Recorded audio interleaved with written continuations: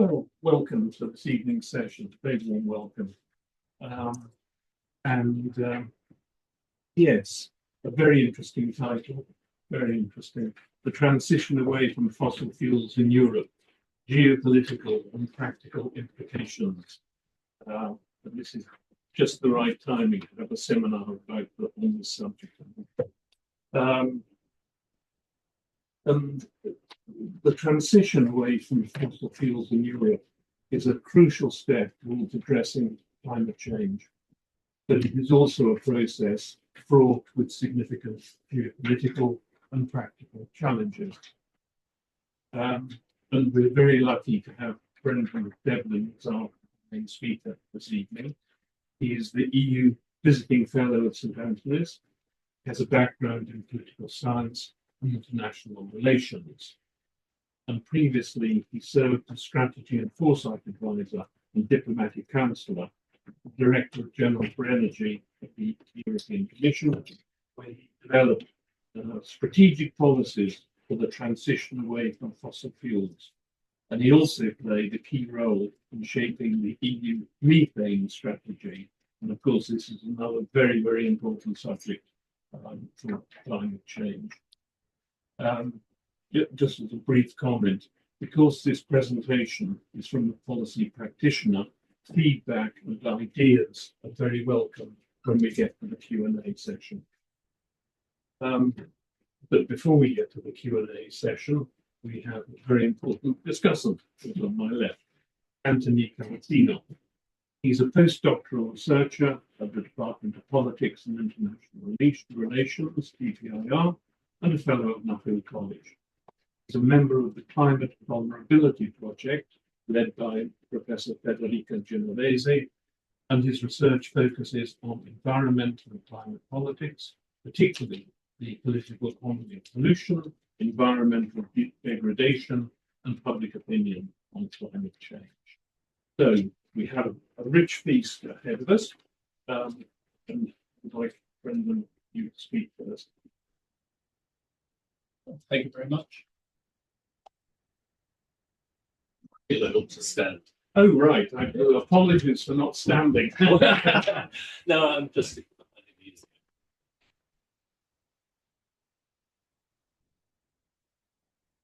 Well, thank you very much, and it's a pleasure to be here. Anyways, this is a return for me to come and talk to you in Oxford about energy. I started my career after college in Oxford 30 odd years ago, and I'm back. Professor Gardner was here then when I started my career, and I'm very pleased to be here again to return the promise, which was you were talking about changes in Europe in 1990. Now we're talking about changes in Europe in 2025. Similar period, I feel somehow there's a big change coming. Certainly in energy, there is definitely a big change coming. In that, in the European Union, we are very soon going to transition away from fossil fuels. In fact, we've already started. It was a couple of years ago at COP30 that the global community agreed to transition away from fossil fuels in the energy sector. And then there were a series of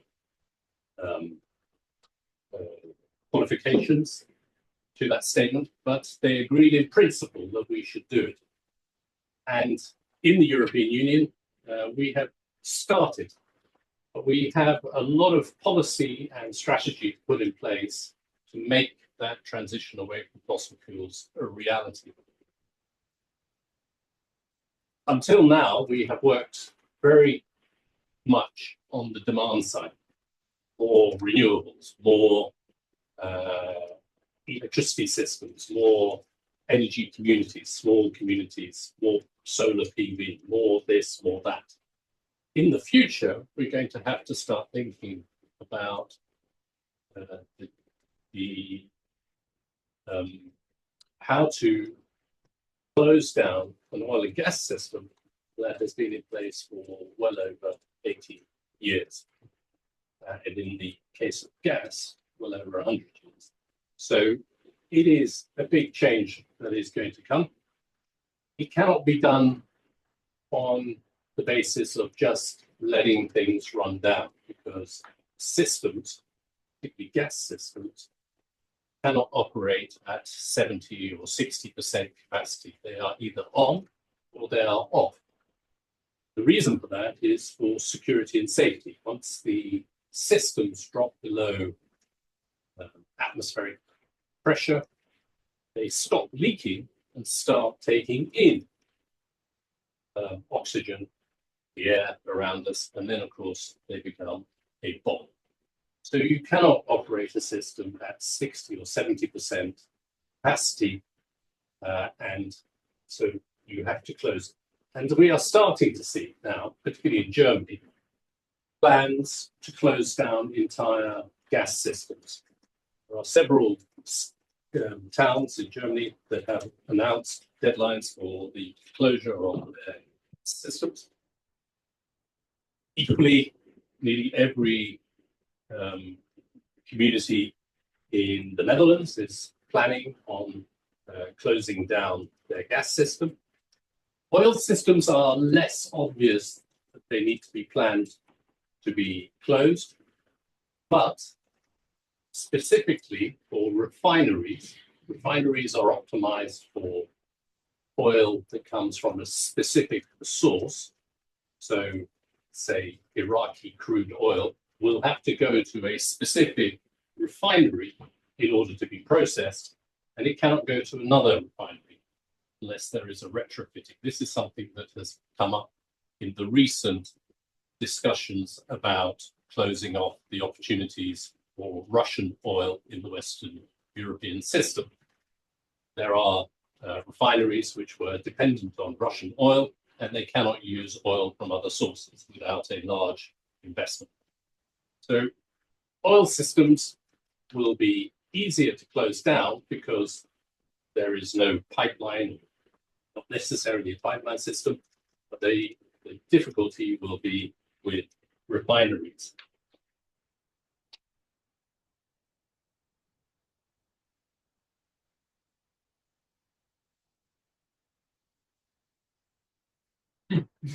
It hates me.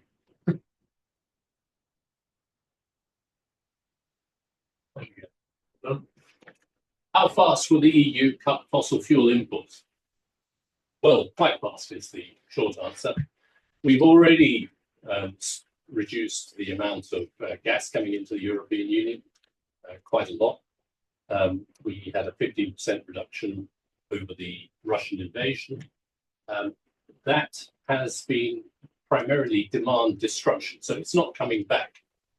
There will be some further reductions in Russian gas in the system this year and probably next. And by 2027, there is not supposed to be any Russian piped gas in the European Union. There will be, I'm pretty sure, some LNG coming into the system from Russia. For oil, there will be a decline, which is quite sudden, but in about 3 to 5 years' time in the European Union. So about 2027, we will start to see a decline in oil. The important thing to bear in mind is that this is not a local issue. Oil is also in decline on the demand side in China. And the big news last week was that renewables had overtaken coal-fired power generation in the United States. So it's not a European issue. It is generalized across all the major consumption points at global level. We are seeing a reduction in fossil fuel use, and we are starting to see a reduction or a planned reduction in infrastructure use as well. When we look at the what we think we are going to do. We certainly have the European Union perspective, which is based around net zero by 2050 and the intermediate targets, which are called Fit for 55. But it's not just us. These are all the scenarios for gas use, which come from companies. And the red ones are companies, basically, looking forward and wondering how much gas will be used in 10, 20, 30 years' time. And you can see that all of them are on the downward, every single one of them is on the downward slope. The only question is how much it will decline and in what time frame. So it is going to happen. We just have to work out how to manage it. One of the important things to bear in mind is that we are not just looking at reductions of CO2 in the European Union, but we are also going to be looking at reductions of the other climate forces, so the other gases which cause global warming. CO2 only produces about 50% of the global warming that we have seen to date. There are other gases which have a huge impact, and one of them is methane, which is the primary component of natural gas, but also is released during the production of oil and is sometimes just simply released into the atmosphere. And here you will see that if we just look at CO2 mitigation, which is the primary focus at the present time, we miss 1.5 and 2 degrees by 2050. If we are to bring down global temperatures to the 1.5, 2 degree limit by 2050, we will also need to deal with methane and the other climate forces. I won't go into the other climate forces because they're very complicated. But methane is the one that is the easiest to reduce. Methane in the atmosphere has been increasing since about 2006. I cannot prove it, and neither can anyone else. But 2006 was the period when fracking took off in the United States. So there is a coincidence, I think that's as best we can say at the present time, a coincidence between the fracking boom in the United States and the increase of methane in the atmosphere, which is causing about 30%, depending on how you count it, between 30 and 50% of the global warming that we are currently experiencing. So we have to bring down methane. The European Union has brought in methane standards for the delivery of oil and gas into the European Union. 94% of the methane that is released based on our consumption is released outside of our borders. So in places like Algeria, North America, Russia, etc. And so we have the opportunity to choose where our oil and gas will come from in the future. And we have the opportunity to choose low methane, low incidental emissions fuels for the remaining period that we will use oil and gas up until 2050. And it's not a trivial amount. It's about 15% of global greenhouse gases comes from the supply chain of oil and gas. That is the equivalent of the United States being taken out of the global greenhouse gas system if we were to reduce the methane emissions in our supply chains from the worst performer, which is probably Russia, Algeria, to the best performer, which is Norway. If we get everybody to the Norwegian standards, we would have taken out the equivalent of the United States from the global greenhouse gas emissions. It's also important to bear in mind that it's not just the European Union acting alone. There are 4 main consumption points for hydrocarbons globally. And if those four jurisdictions were to come together, they could impose rules on the supply of oil and gas, which would cover about 80% of all oil and gas traded globally. And those four are Japan, Korea, China, and the European Union. So a relatively small group, if it could be brought together, could have a huge impact on greenhouse gas emissions in supply chains.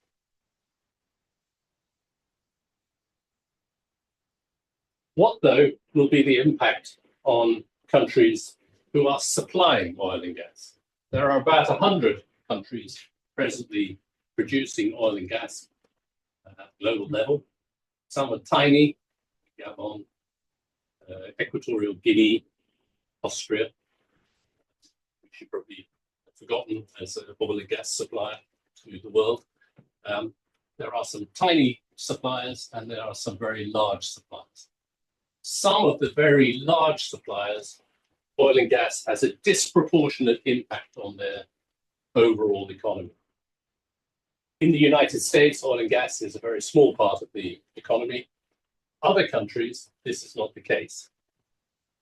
And here you see the fiscal take from oil and gas. A country like Iraq is almost 100% dependent on the export of oil and gas for all of its government revenue. And so any reduction of our buying that oil and gas will mean a reduction of income to Iran, almost passed through directly from us to them.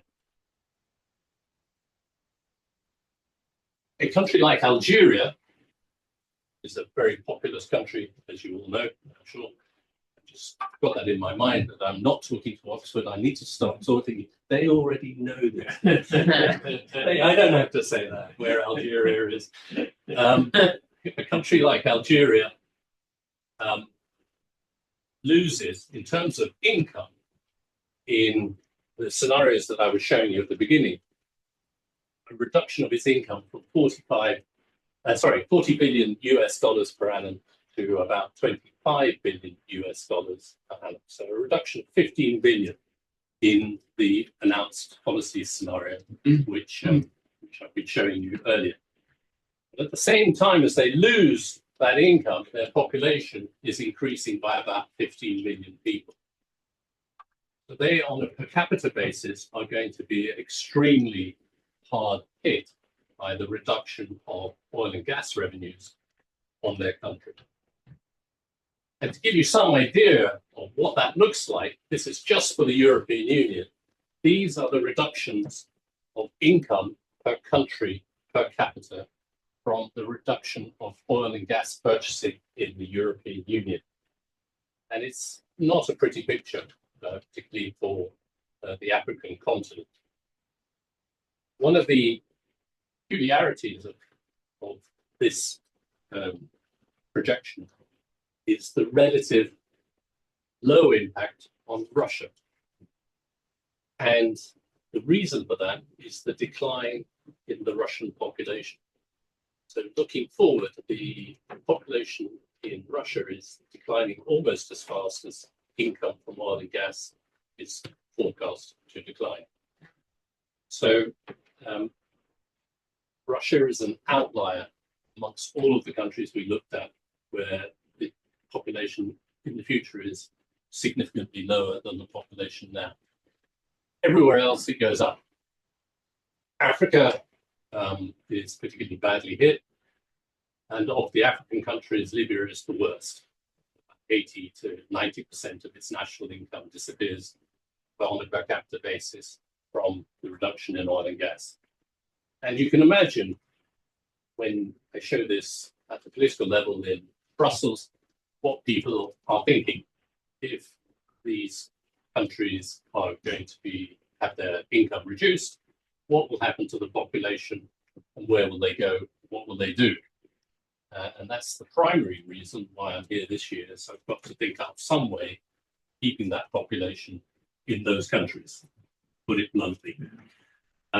So we are looking now at ways to create partnerships with countries, oil and gas countries, exporting countries, to manage the transition. As we look at that, we have one problem, and that is, what do we do in the interim between now and 2050? We have to maintain some level of investment in the oil and gas sector in order to make sure that there is no short-term price swings. But we also have to make sure that countries don't embark down a pathway which ultimately impoverishes them. And this is particularly true for new supplies. So Mozambique, Tanzania, Liberia, East Med is one that is a potential what's called stranded asset. And we do not yet know how to manage the investment issue between the European Union as a producer, as a consumer, and the producers. We haven't yet thought of a way to discuss that. The natural business response to this type of discussion would be to dig the stuff up as soon as possible, try to sell it as soon as possible. That risks causing a short-term reduction in prices and a price collapse. As consumers, we shouldn't be too worried about that, but as producers, a lot of countries will be out of the money, and that is a problem for us if they are our near neighbours in the European Union, and we effectively bankrupt them. So we have to think about that. We have not thought of a structured way to discuss this issue with producers, and there is at present no structured way to have this discussion with them. One can imagine that in the future there will be selected suppliers who we will want to discuss this issue with, and that we will help through the transition. But the question is, how do we select those countries for the future? This blue part of this screen here, this new blue, light blue, everybody can see that. That is the cumulative new investment in oil and gas that has been announced globally till 2050. But this is what we need for net zero. There's a huge gap between what's going to be produced and what's going to be needed. Some might say that that's a credibility gap. Nobody believes we will hit our targets. That's one thing. But there is also potentially a lack of reality amongst oil and gas producers about how much oil and gas will be needed in the future. What we could see, what we don't see, is a strengthening of the cartel arrangements on the supply side. And the little remarked codicil to the Russia-Ukraine discussions is that we have been looking with alarm that the three largest producers of oil and gas are the three countries that are trying to discuss the future of Ukraine. That's Russia, United States, and Saudi Arabia. Are we seeing now a discussion about OPEC, not OPEC plus, which was OPEC plus Russia, but OPEC double plus, OPEC, Russia, and the United States? Because until now, everybody had thought about the United States as being our friend. Things have changed somewhat lately, and perhaps the situation, at least for oil and gas, has changed in the United States, and they are going over to the side of the suppliers rather than the consumers. If that is the case, then we are looking at quite some troublesome future. So what options do we have in the European Union? One thing I think has been learnt is no creation of unilateral dependencies. And of course, the example there is Nord Stream. Against the advice of nearly everybody, Germany went ahead with Nord Stream 1 and 2. Nord Stream 1 was definitely in the interests of the European Union at the time when it was commenced. Nord Stream 2 less so, and particularly after 2014. And the particular way that the Germans went ahead, which was to have no legal arrangements attached to the pipelines, to have no political or security guarantees, and no responsibilities, no environmental liability responsibility for the pipelines. I think that is now no longer tenable as an option for any member state, even Germany. But hey, we've got it wrong in the past, so we might get it wrong in the future. So unilateral dependencies are going to be frowned upon, and unlikely we are going to see any more unilateral supply policies by member states. What we are going to see, though, is problems in what's called the midstream and the downstream. If Germany accelerates its move away from fossil gas, which takes out a supply point, a consumption point in the middle of the European Union, it makes the system, for example, in Italy, uneconomic. Is Italy going to be ready for that? Is Germany going to talk to Italy? We don't know yet, but we should certainly think about how the timing and sequencing of the closure of oil and gas facilities is done. Small things can have huge impacts. For example, a small change in the capacity of a refinery, say in Greece, could have a huge impact on the oil production of a country, let's say, like Iraq. So there are going to be these types of very small changes which could have huge external impacts. Getting it wrong?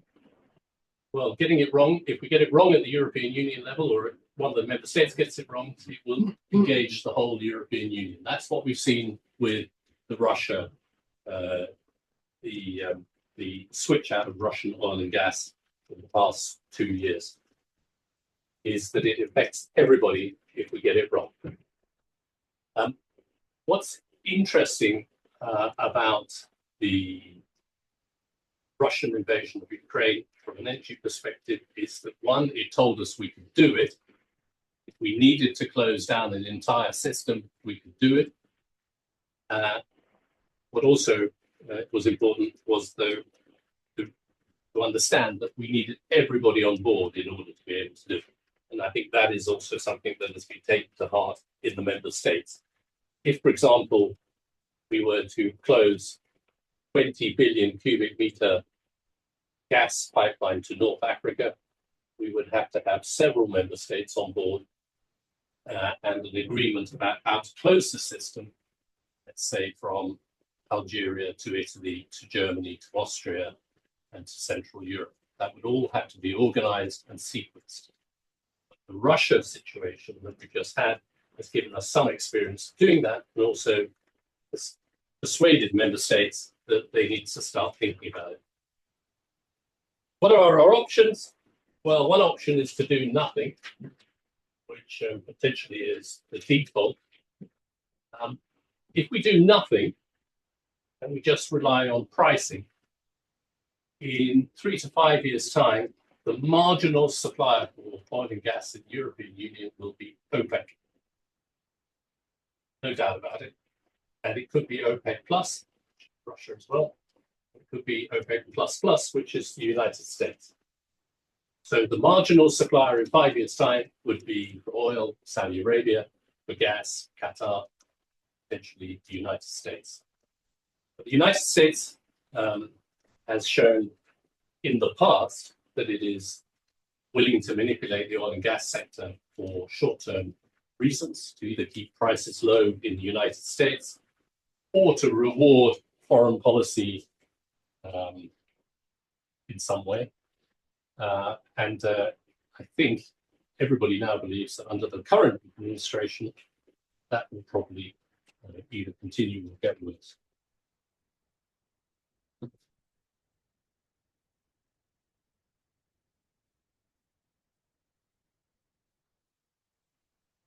So our options are look at emissions, which we've already started down that route with the methane rules.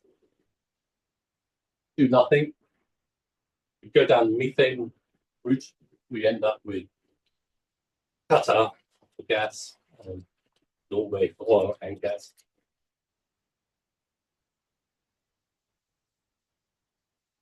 Norway for oil and gas means that we concentrate all our supply risk in a very narrow infrastructure band between the European Union and Norway. When we're looking at risks, we have to think also not only of the political risk, what will happen if Norway hates us, but we also have to think of the infrastructure, how it can be broken. And unfortunately, we've now got the experience that infrastructure in the North Sea and in the Baltic can be easily broken. So concentrating infrastructure risks doesn't make a lot of sense, but diversity would be a good idea. If we didn't look at emissions or security in a very narrow sense, like let's just do everything through Norway, could we look also at a just transition? Could we help the countries most affected by the oil and gas transition to help us keep diversity in our supply system, but also help them get through the transition? And I think that is definitely possible.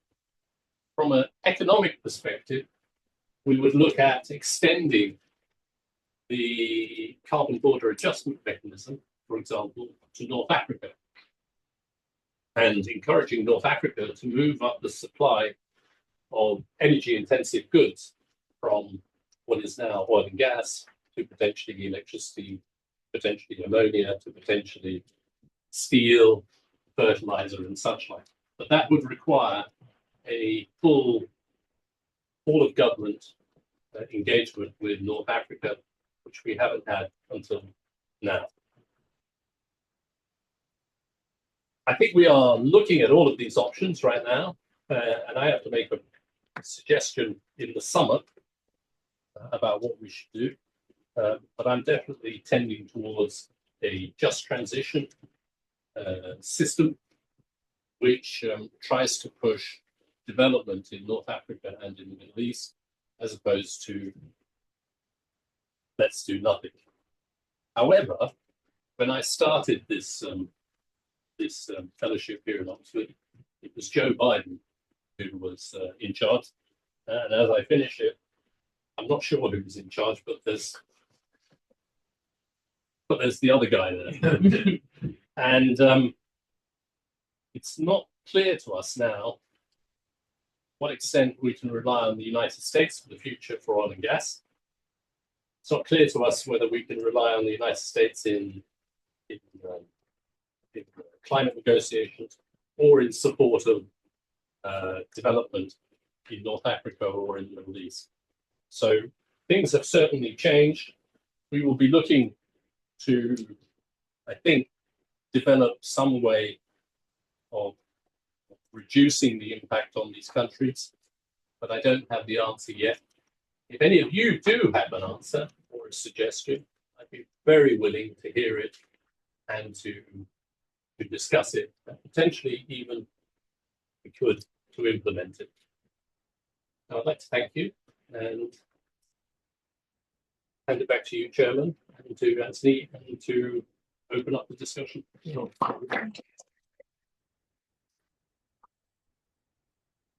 Before I ask Anthony to take on his role as Discussant, I slip in a very quick question, which is, have you found it easy to continue your work on these extremely interesting and interesting problems while being a visiting graduate officer and therefore away from Brussels? Well, actually, it's much easier because I don't have any day-to-day responsibilities. I've met a tremendous number of people in Oxford who've given me insights into various aspects. I counted them up actually for my interim report, and I got to 67 people who I'd met here in Oxford, all of who had discussed this with me. And the variety of opinions and insights was extraordinary. I'm hoping to get to 100 next before the end of the year, perhaps even 150. What I've also noticed here in Oxford is that the depth of knowledge and the frameworks of knowledge that could be applied in policy terms is perhaps underappreciated in the Oxford world. I wouldn't mind doing so, take the 5, 10, 15, 20 people who gave us the greatest insights, take them off to Brussels and say, you can solve the problem, here's all the people that you need to do that. So personally, I've had a great time in meeting people and discussing things. So it's been very, very helpful, yes. That's very good to hear. Antony, with apologies for trampling on your turf, could you take over?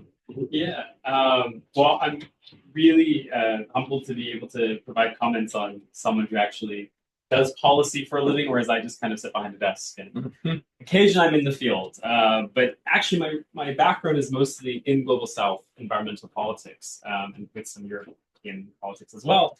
And I actually think this is a really interesting perspective because much of what your research in your policy report really focus on who are you going to buy oil from in the future, right? And it happens to be a lot of Global South countries. So I'm going to try to kind of bring my perspective to this with the caveat that I think you know much better about the European politics than I do.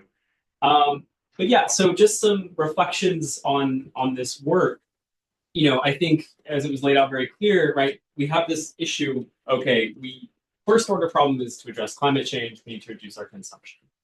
Okay, the EU has said we're going to do this, and I think you laid out very well that it's on its way to doing this, right? It's not just an idea in the future. And in the paper and in the presentation, you talk about this, but you give sort of 4 potential strategies. And I actually think these are really good to kind of keep in our heads as we leave today. So one is the sort of do nothing, as you kind of say, the market-driven approach. And I think, you know, you're right to kind of attack that on normative grounds. You have this climate first approach. What gets us as far away from burning fossil fuels as quickly as possible, right? And then you have this energy security approach, right? Very much thinking in light of the Russian invasion of Ukraine and the energy security of Europe. And then this sort of, you know, fairness, justice based approach, right? So there are a lot of countries that could suffer profoundly if you just stop buying oil and gas from them, right? And so what can we do about that? So these are the 4 strategies, and you've told us kind of where you're thinking now. So my comments are kind of based around these 4 strategies a bit. So a couple of sort of high-level comments as I first started thinking about this is the political will to pick one of these strategies and stick with it, right? If we're going to, let's say we pick this fairness and justice strategy, how do you sell this to the European Union? How do you go to, I don't know, you know, the Commission, how do you go to the European Parliament and say, we need to stop buying oil and gas from the United States, we need to stop buying oil and gas from these countries, and in your paper, you kind of rank based on a number of indicators, which I thought were really excellent. The country at the top of the justice indicator was Nigeria. That's the country that we should buy oil from in terms of historical justice and sort of, you know, lending the development of systems that might come from oil and gas. Can we sell that idea to the EU?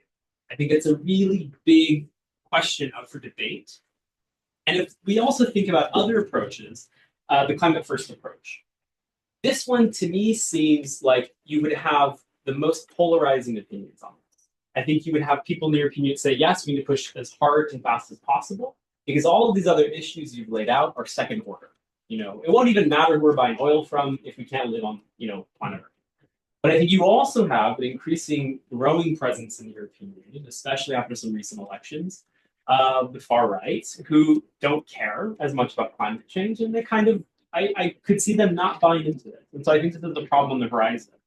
So I guess what I'm trying to say is I completely agree that you have identified an incredibly scary problem, and I'm glad that I'm not the one who has to solve it. But it does make me wonder about the political will for each of these. And I worry that without the proper political will, it will just default to this sort of market-oriented approach, right? Okay, so that's kind of higher level stuff. Going into a little bit more specifics here, I wanted to point out two things kind of about this framework of thinking, all right, we're going to reduce how much we buy oil and gas and kind of pick winners and losers in a sense, right? And we're going to try to do this in sort of a moral way or sort of a more, climate first approach way.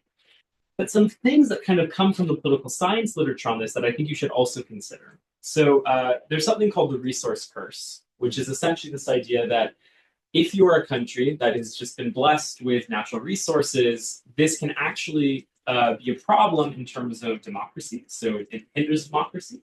Or it can be sort of not a cause itself, but kind of like what would you say, like a propensity to have more violence in a country and more conflict.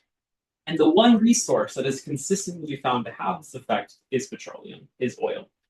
So when you pick a winner that maybe, you go to Tanzania that is starting to produce more oil, not necessarily known as a great bastion of democracy, and you essentially ramp up their oil production, granted, the net production around the world goes down, especially the imports to the EU, you have this issue of maybe you're cementing a non-democratic regime, right? So I think this is something to consider here. Granted, you're sort of trying to do this balancing act, right? Well, if we just take away this resource wealth from a country like Algeria, this is going to create a lot of instability. But at the same time, propping up a fossil fuel and extractive energy sector in one country could also have detrimental effects. So, not to make this, I don't want to make this problem even more complicated, but as I started thinking about it, it is even more complicated. On that point, though, I wanted to then kind of give a little bit of criticism just for the sake of the discussion. So you focus on this issue of North Africa, which I think makes sense, especially because of the preoccupation that if these countries lose their equivalent of 30% of their GDP, this is going to be incredibly disastrous.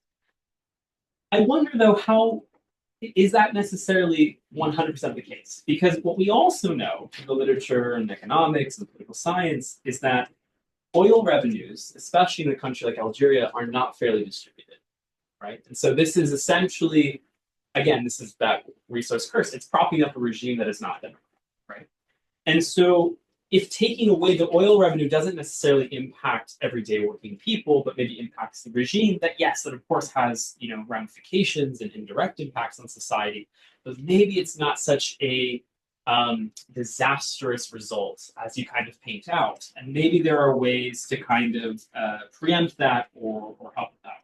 So, and the other point I had on this is, immigration is already happening, right? And so this is something that Europe doesn't like. And so, okay, will it actually get that much worse, or will it just kind of be the same thing? So I was just curious to know the extent to which maybe this is an issue, but maybe it could also be a little bit less stark in the future projection. The last thing that I wanted to sort of mention, because I mean, you brought up so many excellent points, is this idea of which countries kind of meet all of the requirements for some of these things. So I was trying to play this game. If you get a chance, ask Brendan for the paper. It's kind of, you have a country that's really low on cost or really high on emissions or great on justice or whatever. And I was trying to pick, and the country that kind of emerged as one of the best across the board, although that's not really the game, but that's something I was doing, was Brazil or Kazakhstan or Angola. Very different countries, right? Brazil, I think, is now officially OPEC. This just happened. They're in talks to do this. So that doesn't really resolve that problem, but it is a democracy. It's rapidly increasing oil production and has plans to do so. Is that necessarily a good thing? So But vis-a-vis a country like Angola or Kazakhstan, I'm not quite sure of the choice. And then, sort of, I guess I'll end this my very last point here. I think one of the missing elements that we get from this policy report, which I think is in many ways outstanding and really thought-provoking, is I'm very curious to know what these countries think of this, right? This is a very European-centric focus. Obviously, you're concerned about Europe. I think that makes sense. But I cannot imagine that if you start doing this picking winners and losers of oil and gas, that even your friends like the United Kingdom or Norway would be so great with this, right? So, I mean, the UK isn't really expanding oil production, but I think they would also not like to have stranded assets in the North Sea, right? But then let's say you go to COP after you start picking these winners and losers, and you're trying to convince a country to work with you, but you kind of undermined its entire, oil sector. And it's very obvious that you're propping up another oil sector in a neighboring country, for example. That, I think, is going to be very politically tricky. And so, and I know you're aware of this, but these are some of the things that I was thinking about. So I'll end it there because I'm sure that the audience has a lot of questions. But otherwise, excellent. And I'm happy to know someone is thinking about these issues, and also happy it's not. Anthony, thank you very much. No, very good. Brendan, before we invite questions, are there any immediate responses you would like to make to what Anthony said?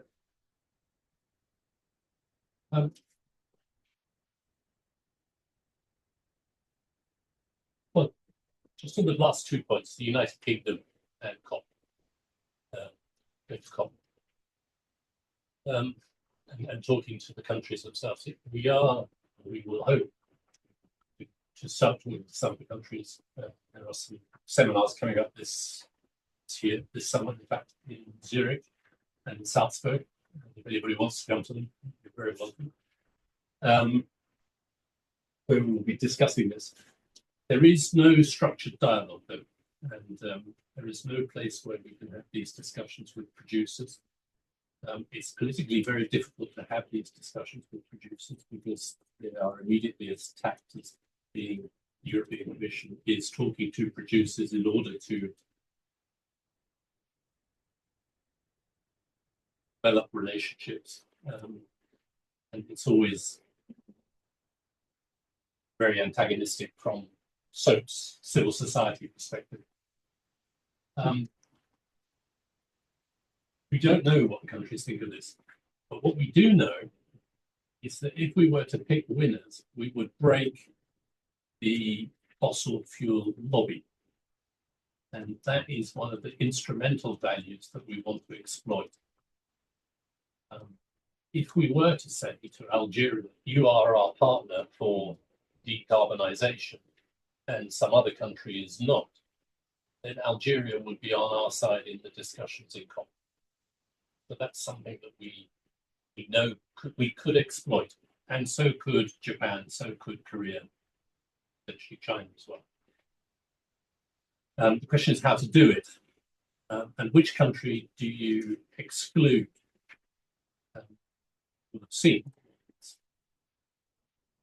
my European Commission President, Mrs. von der Leyen, promising future market share to the United States. Whenever we've discussed this, it's been, who do you want to give your last dollar to for fossil fuels? Do you really want to give it to the United States? Or would you prefer to give it to some other country which, for some other reason, might be more deserving? And that country might support us in multilateral climate initiatives if we were to do that. So, yeah, we don't know what countries think of this, but we do think it's a possibility to bring someone on side to have transition partnerships, which would, over time, be beneficial to them and to us, and also take out the potential for misalignment of investments. That means taking positive choices to exclude others. That's going to be the difficult question. Who are the others that we're going to exclude and why? Choose. Well, thank you very much. Excellent introduction from both of you. Over to you, audience. And Brendan's made it clear he's very much in the market for bright new ideas. So let them flow. George. Thank you, David. Brendan, thank you for this wonderful seminar, very insightful. They say when there's an older dialogue I'm going to paraphrase. They say that the pessimist looks at the glass as full empty, and the optimist looks at the glass as half full. The pragmatist kind of splits the difference.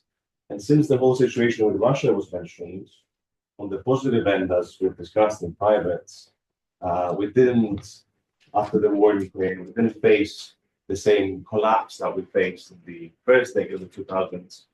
No doubt that a great deal of that is because of you personally, so thank you for that. At the same time, however, we're not clear of the woods, far from. The credible reports that show that we've paid, since February 2022 until this February, we've paid something around 206 billion into the Russian wartime economy because of energy purchases. That's suboptimal, of course.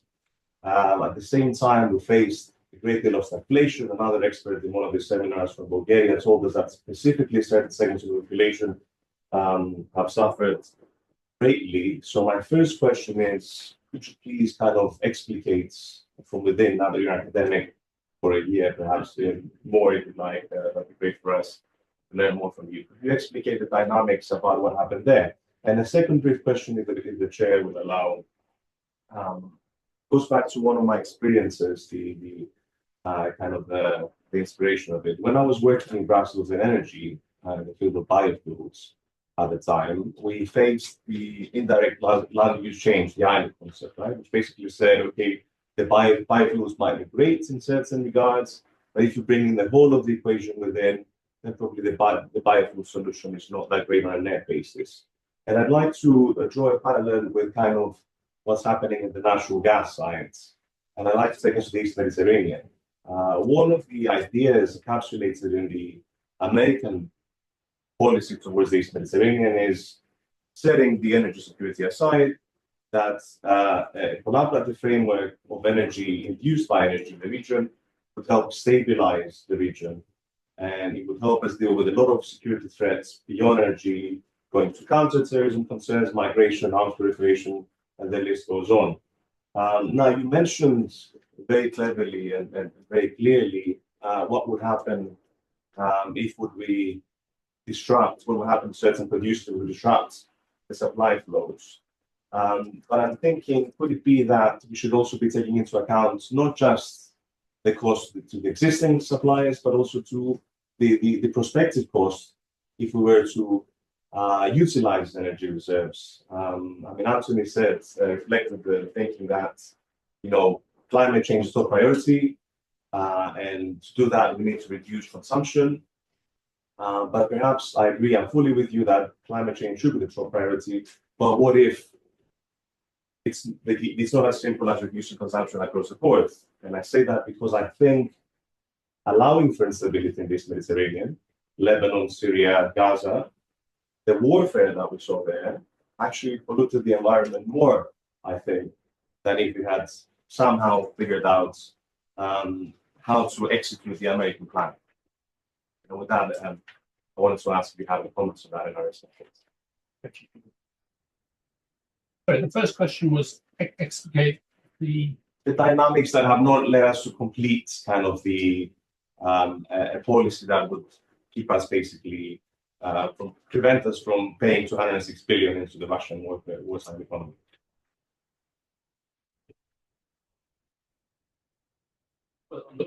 On the first question, all I can say is that the difference between now and 2006, 2009, and I'm sure you all remember 2006 and 2009, but those were the first Russian cut-offs of gas and oil, well, gas particularly. Oil was 1998, I think, to the Czech Republic. We had a series of to oil and gas supply in the European Union in the period 1995 to 2010. And 1998 was a big one, 2006 was a big one, and 2009 was also a big one. They always happened on Christmas Day. And there was always blame put on Ukraine as the transit country. We should bear in mind that in the period 1995 to 2010, the European Union and Russia had the same strategic tension, which was how to manage transit countries. And we had two strategies. The Russian strategy was to build pipelines around the transit countries, so Nord Stream, South Stream, Blue Stream, Turk Stream, all the different pipelines that went through the Black Sea and the Baltic. And the European Union's response was to expand our regulatory capability to take in all of the countries along the supply chain, which was the energy community, then to make the system much more flexible with what's called reverse flow, and then increase investments, infrastructure in parts of the countries, in those countries where there was no alternative supply from Russia. In fact, we had it down that we should have diversity of supply, which were countries, counterparties, which were companies, and routes. If you had at least for each of those three counterparties, three routes and three suppliers, and two connections over different borders, so in Southeast Europe or former Yugoslavia, all of the connections were over one border, mainly to Serbia, so Serbia could cut off oil and gas and electricity, as we saw in the Balkan Wars in the 1990s. So we put all of that in place and we developed the energy system. In 2006, Russians cut off the gas, people died. 2009, Russia cut off the gas, people died. 2022, Russia cut off the gas. We had a problem with money. It was a completely different type of problem. It was a problem we could manage. All right, it was expensive, but in terms of global terms, it's not that expensive. It's expensive, but it was something we could manage. So over the period from 2005 to 2025, we have managed in the European Union and in the European continent to get out of being dependent on Russian oil and gas. And we have achieved, which is the first time I ever heard the phrase, strategic autonomy in this sector. We can make choices now, such as to just close off our relationship with Russia. For natural gas, it's difficult at the present time to completely close the system for safety reasons. The remaining gas that comes in is through Turkey. So Turkey has to remain supplied. Turkey is passing on gas into Southeast Europe. But that's something we can't do anything about in the short term. For liquid natural gas, who knows where the gas physically comes from, but clearly some of it is contractually coming from Russia, and it's mostly coming through traders. The majority of those traders are in Switzerland. One of our biggest suppliers of oil and gas, in fact, I think probably the biggest on a contractual basis, is Switzerland. The everything goes through Switzerland. And I'm sure you know why. One can work it out. For the second question, which was, yes, should we develop East Med? You'll have to get a move on because there isn't going to be much market left very soon. Can it be a vector for peace? The United States has formed on vectors for peace and energy. They once tried to persuade us to support a pipeline from Turkmenistan through Afghanistan, through Pakistan to India, HAPI, which was memorably described by the US Energy Secretary as the mother of all geopolitical crises. And I think the idea of using energy as a vector for peace in Turkmenistan, Afghanistan, Pakistan, and India was heroic, and I think it's probably also heroic in the Middle East and also in the East Mediterranean. What is not being pursued at the present time is a strategy for presenting East Mediterranean resources as a security for the European Union. That's something which I think is missing in the discussions in the East Med at the present time. There's a vector for peace. I think we've got enough problems. Bringing the resources on stream as a security issue for the European Union makes sense, as is happening in Bulgaria in the Black Sea.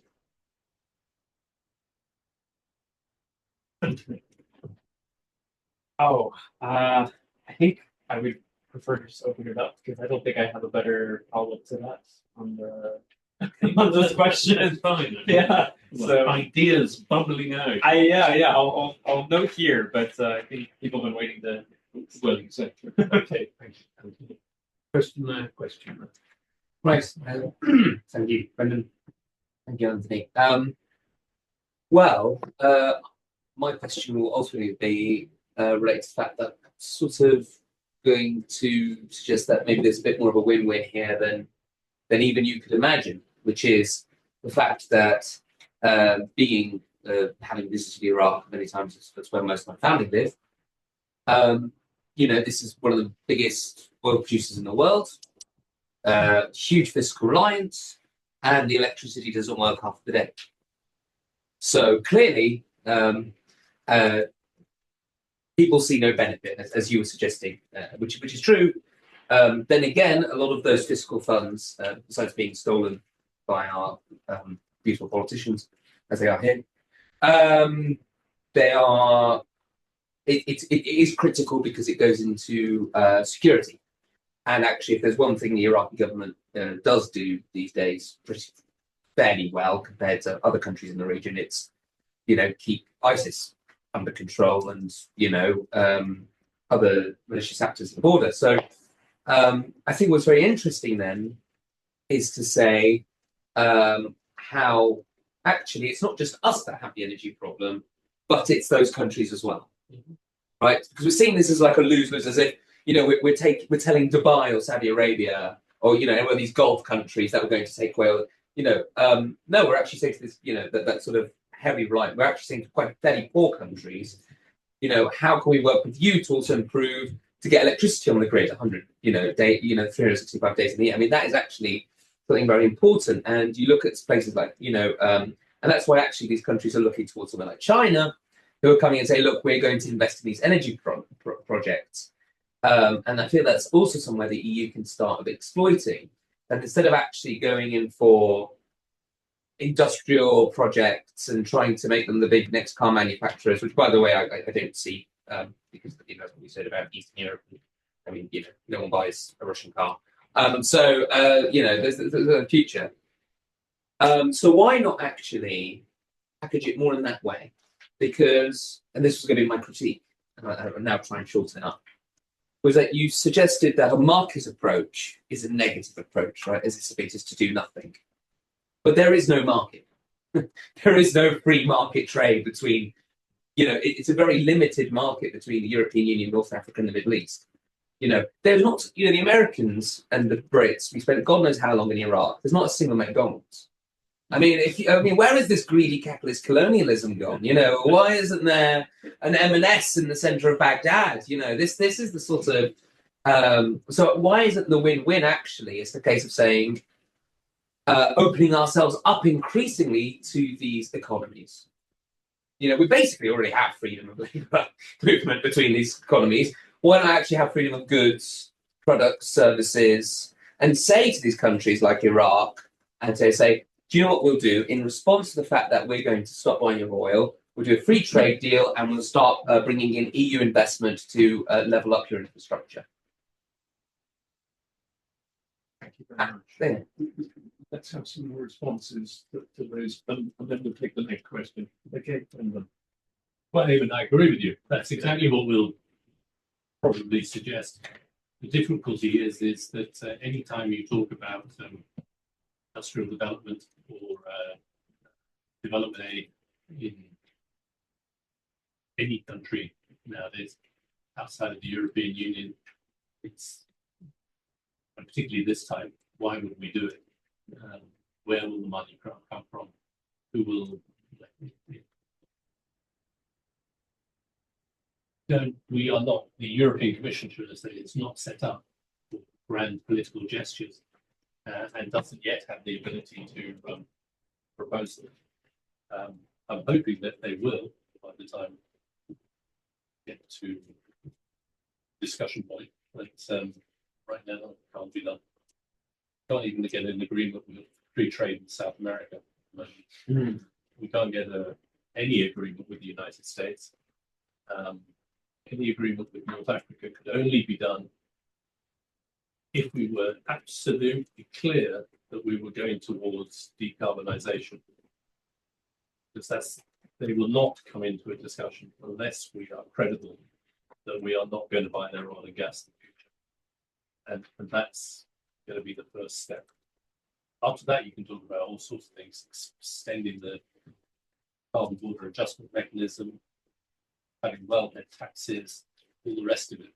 But at the moment, you have an extractive economy in North Africa, and you have lots of elites who benefit from it, and they see no reason to change. Until we are credible about that there will change will come, I don't think we're going to get anywhere with rolling out the discussions about transition in those countries.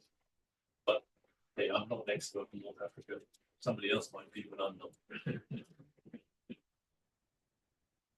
Antony. Yeah, I'll just add on to that very quickly. I think Iraq is a great case of, as much as it sounds like the security apparatus is being bolstered by, oil wealth, some could argue that it's maybe not. While good in some respects, it can very quickly tip into a, bad situation for human rights and things like that. So I think that's a good example. But also, as you were talking, I was thinking about this question of credibility. And yeah, I was trying to imagine a free trade deal between Iraq and the European Union, and I just can't in the next 10 years. Maybe I'm completely wrong. And this is, I think, another concern that I have is that if a country like Iraq does not see this sort of the credible benefits that would come with phasing out the EU not buying oil and gas from them, why wouldn't they just find a different market? And I think this, I would also like to be optimistic that other markets will also continue reducing their consumption of oil and gas, but I don't think we should hedge on it. I wouldn't bet on it. And so if I'm, the Iraqi government, maybe yes, the more ideal thing would be to transition the economy away and invest and really believe that Europe is credible on this. But if you don't believe they're credible on this, double down and try to find a market that's willing to take your oil, right? So I think this is a great example of the real pickle, the problem that a country like Iraq finds itself. So it was a pleasure to listen to you. Your competence is soothing. I think I didn't know about you. I didn't know you, but I think I'll sleep better tonight. Unfortunately, there are still, but not yet. There are still people like you that we don't know their names, but you give the sense that some thoughtful person is in charge and is thinking about future challenges. I have two short questions. One, I think it was maybe Javier Solana when he first got the job as the High Representative for Security and Foreign Policy, commissioned the paper that said a Europe that contributes to a better, more equitable world is also a more secure Europe. But I thought I was the only person that ever read that paper and took it seriously. And my question was, do you today in 2025 feel that a Europe that does the right thing is also serving its own security? And whether this plays any role in climate policy. And number two, which means about stranded assets. I mean, the way you pose the dilemma is either they get picked up by Europe on preferential basis, or their net worth is zero. But that can't be. I mean, I'm sure there will be some sort of a system for stranded assets that are stranded, right? I mean, their value can't get to zero. I mean, that will, if that happens, your nightmare scenario about Algeria will be multiplied by 1,000, because who's going to talk to all these countries and say, by the way, you thought you had assets and you don't. I mean, that's an impossible conversation to have. So there will need to be some fallback scenario to getting the asset actually sold to Europe on a preferential basis. Does that make sense? I mean, I don't know whether yeah, but that's. Well, actually, on the first question, is in light of self-interest in our self-interest? I think the answer is definitely yes. In my experience, it's mainly in the Caucasus, North Middle East, Turkey, Japan, Korea, and some other countries.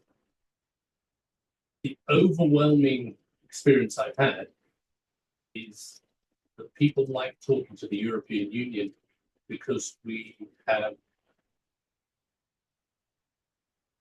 not the Chinese, we are not the Americans, and that we have a sense of fairness, we have a sense of decency about what we're doing. It may come across, and we're often criticized for hectoring or criticizing countries. But actually, when we get into negotiations, we're seen to be honest and open-handed, and also to have empathy and sympathy for the countries with whom we're dealing with. And that is a great piece of soft power to have. And I remember specifically when we were working in the former Yugoslavia, that the Americans bring us into meetings, say, could you come into this discussion and help us get to this discussion? I say, well, why do you need the European Commission? He said, because you're the people who are even-handed. We are not seen like that. At that time, the United States and Canada, as it happens, were trying to sell nuclear reactors in Southeast Europe to Bulgaria and various other countries. And so they came with a commercial interest, which was evident in their discussions. And they would bring us in to try to moderate and to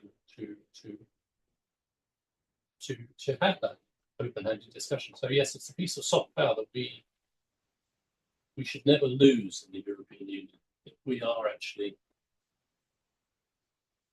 there's nothing behind us. There's no, except when dealing with Brexit.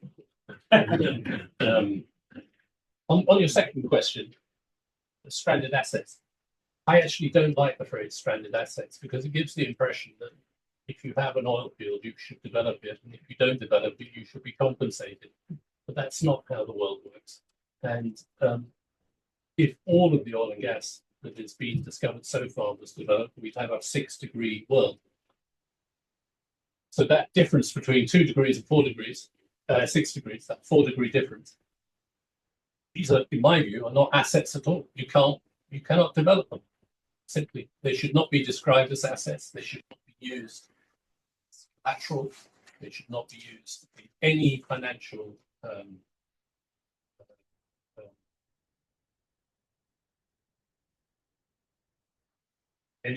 sense. I have a list here of the asset losses associated with the first graph that I had, the stated policies projection, APS. It's 2.28 trillion, it's the reduction in global assets. The United Kingdom, it's 141 billion, US dollars. And it's 19 billion of your pensions. Just Yes. you're wondering about it. So it's actually a lot of money. The United Kingdom is number 2 globally for the amount of exposure it has for non-realizable assets. In Which one is number 1.4, one? Which country is number one? probably the United States. I didn't actually look. Just looked at where the UK was, but I suspect it's probably the United States. The UK public owns 6% of the global assets that cannot be produced in forms of pensions, equities, and such like. So it's quite a lot of money. But the sooner we realise that you can't produce it, the better, I think. I have maybe one tiny comment to add on to this. I think this view is correct, and I would generally agree with it on the credit assets. The one other thing that I worry about, though, is that people get desperate, countries get desperate, and they try to find uses for this. And so the petrochemical industry is one thing that I'm concerned about. As countries see that burning fossil fuels is okay, we can't sell for that market, but maybe we can make a bunch of plastics and sell those, which is, I don't know if you prefer the pollution of plastic in your brain now, right? The microplastics over an unlivable world. But unfortunately, I think that's something that you also have to see, is that as much as I would agree with what Brendan's saying, I don't think some countries view it that way. And they view it as we will hold on to these assets for better or for worse. Yeah, thank you for a really excellent talk. 2 questions. First of all, if it was OPEC plus, US joining, what would be the impact of that, and what could Europe do about it? Easy question. Secondly, to Antony's excellent challenge, how do you sell an apparently namby-pamby kumbaya justice approach to the AfD, Marine Le Pen, Matteo Salvini, e tutti quanti? The obvious answer is, if you could convince them that it would stop migration flow, which is in a way to ask you about your current work. The difficulty, of course, being that what we know from refugee studies is that if you distribute the income more evenly, if people get richer, actually initially that increases the migratory flow. And only longer term, case for a seminar with refugee studies, by the way. So could you imagine, Brendan, a strategy in which the EU says, yeah, we're going to focus on Africa, yeah, we're going to help them with the energy transition, and hey, populists and conservatives, that's actually going to help us manage migration?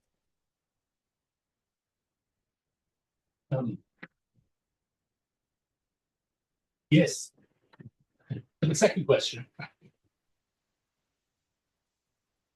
almost certainly we will pitch it as an anti-migration issue. Almost certainly. And the question is how to pitch it in that way. The sympathy and justice approach. So in fact, we have in the economic modeling, which we're doing in the OIES, we have 5 scenarios. So the do-nothing scenario, the methane emissions scenario, the security scenario, and then we have the just transition scenario, which has got 2 variants. One is an open-handed global one. The other one is migration first, European Union. And that one is probably the one that we would develop as a policy process over the long term.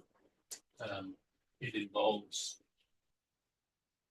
the stabilization of income over the transition. I do have a slide, but I didn't show it today, which is about stabilizing income over the transition, how you can do that. It's very difficult. When we first discussed this in in Brussels, one of the political level people said, why can't they replace oil and gas with oranges? Don't know quite how many oranges they thought was going to. And that person was not joking either. And it also, what would happen to European orange growth? But if you're looking at other products, if you're looking at electricity, that's not going to.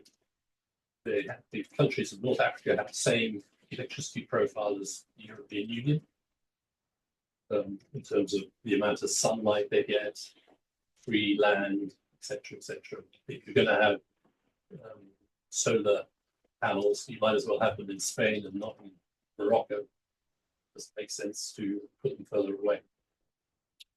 If you're talking about hydrogen,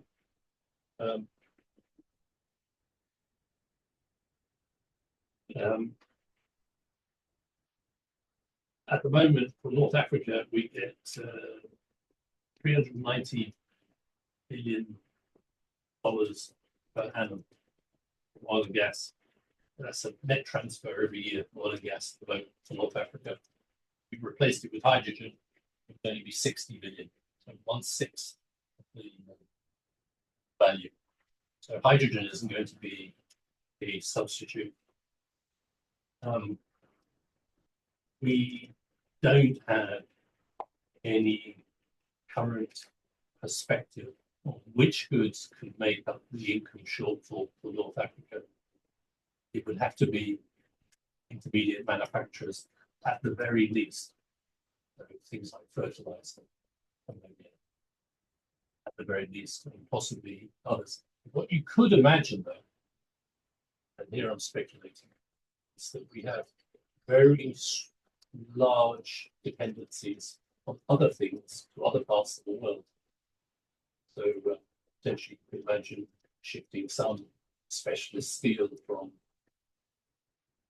Far East to North Africa, because that would both diversify our supply risk of steel, but also bring in some green steel production into North Africa. Then you're really talking about moving things around and thinking of new projects. On your second question, OPEC++, the only benefit of having OPEC++ is that Donald Trump has said that he wants to have an oil and gas price of $40 to $50. OPEC plus floor at the moment is $60. So they can't agree. And until they do agree, it's not going to work. So the United States, of course, is a huge consumer of oil and gas. So it has highly antagonistic aims to the rest of OPEC. Although it's a huge producer, it's also a huge consumer, which none of the other OPEC members are. So it probably would not be a stable relationship with the long term OPEC++.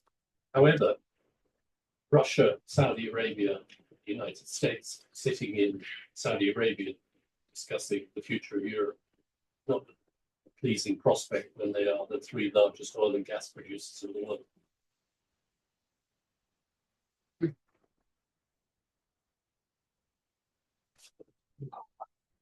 Very briefly, I'll just add, this parallel exists a bit with convincing politicians to support climate initiatives that will reduce immigration with the United States and Central America. So while it was never billed as a climate initiative, the main driver of immigration from Central America to the United States is because of subsistence farming, basically literally drying up because of prolonged droughts. And of course, organized crime, which kind of exists in parallel with that. But, I think for a time it did work to convince Republicans in the United States. But one of the programs that was just cut under USAID was this assistance to Central America. So I'm way overextending here, but I don't know if the populists of Europe are slightly more rational than the current populists of the United States, and maybe they see the benefits. But if we think I don't know, this is a premonition of things to come. Maybe you can only sell people on this, climate proposal for so long. So just food for thought. Thank you very much. Right, I have two people on my list for questions. Julie, and then there's a question there.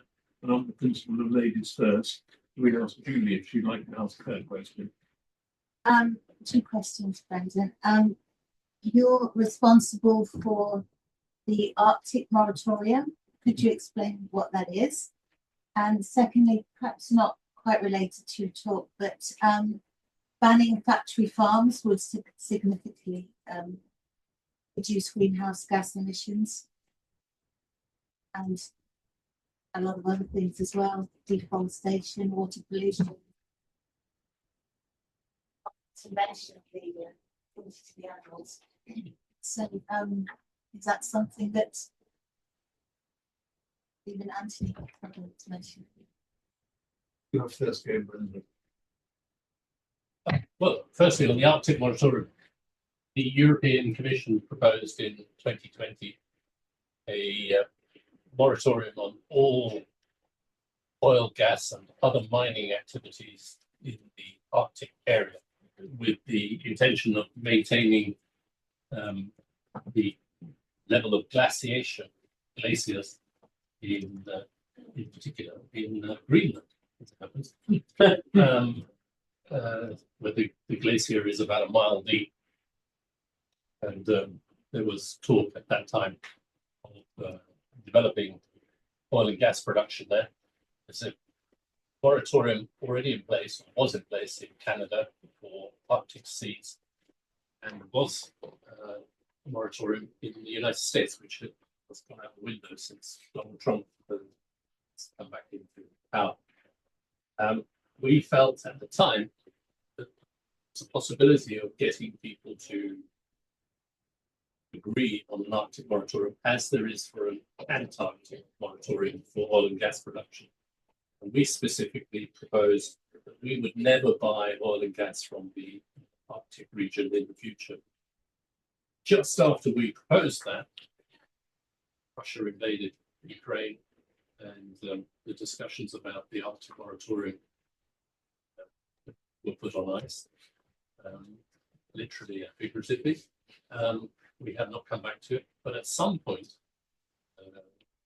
we will come back to it. In order to reach a 1.5 or a 2 degree world, we have to not develop any major new oil and gas production facilities anywhere in the world. And the Arctic moratorium was our attempt to start that discussion. It was particularly not welcomed by Norway and Russia, but was at the time welcomed by Canada and the United States. However, circumstances have changed and the discussion is no longer being taken forward. And as for banning factory farms, I don't really know a great deal about that. From a climate perspective, the only thing that we can see with our satellites for methane emissions is factory farms. In particular, American beef farms, you can see. There is only one hotspot in the whole of the European Union, which is a waste dump outside Madrid. All across Texas, it's almost impossible to tell the difference between leaking oil wells and over-exuberant cows. Thank you. I think we should go to the discussion. Well, I will. I'll just add one very quick point. In fact, factory farms produce more greenhouse gases than the entire world's transport system. Sobering statistic. So, thank you very much. Very insightful. My questions are a little bit along the lines of what gentleman in the front row has also inquired about, which is basically the politics of your just transition North Africa scenario. And so, first of all, is the migration thing, is that a framing, or do you actually expect sizable impacts of this on migration, which will be heavily impacted by climate change impacts, first of all. And then second, you said that like the migration thing is something that might appeal to the far right. But I'm not quite sure, because arguably as long as the far right is not in power, they actually benefit from migration.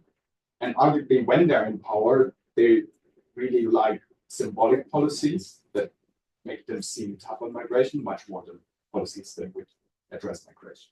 So I'm not quite sure that's working. And then Parliament is, of course, only one side of the equation, and the other side is member states. And I think you probably know more about it than I do, but in the energy union, we've seen member states being very protective of their national champions, of their like state-owned enterprises, that they're like really willing to go along with the particular interests of their sector.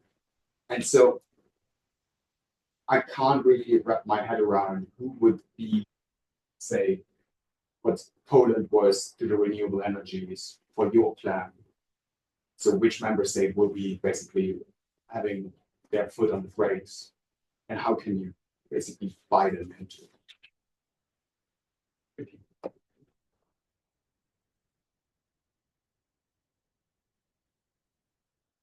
Stay in Brussels. How can we bring in the member states? I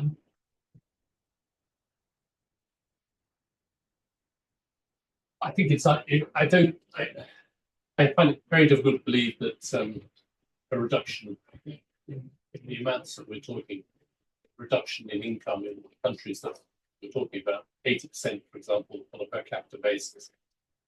Even if it was only 10% of the economy, 15%, but it's about case Libya, it's almost 100% of the money economy is underpinned by oil and gas. Same as for Iraq.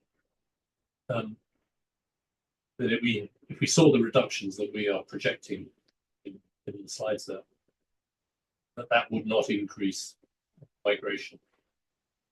Take the point, which I hadn't known, which is what the benefit of being in Oxford is. If income increases, migration may also increase. I haven't known that, but we will have to think of some way of mitigating the impacts on oil and gas countries, exporting countries. There's no getting around it. Basically, we'll have to do it.